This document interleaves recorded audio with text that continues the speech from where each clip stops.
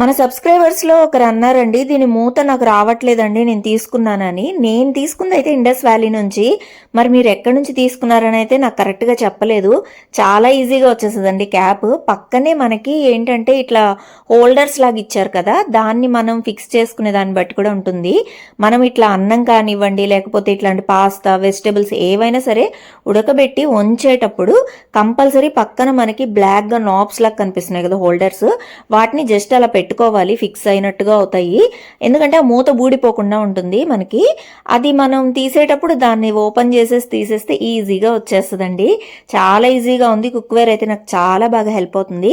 ఈరోజు అయితే పాస్తా చేశాను దీంట్లో. అంతా ఒక్క పాట్ రెసిపీ అనమాట ఇదంతా కూడా. అంతా దీంట్లోనే ప్రిపేర్ చేసేసుకున్నాను. నాకు మళ్ళీ ఎక్స్ట్రా పాట్ కూడా పట్టలేదు. నాకైతే చాలా నచ్చింది. మీరు తీసుకోవాలనుకుంటే నేను స్క్రీన్ మీద కూపన్ కోడ్ ఇచ్చాను కదా, రాధా12, అది యూజ్ చేసుకొని తీసుకోండి, మీకు డిస్కౌంట్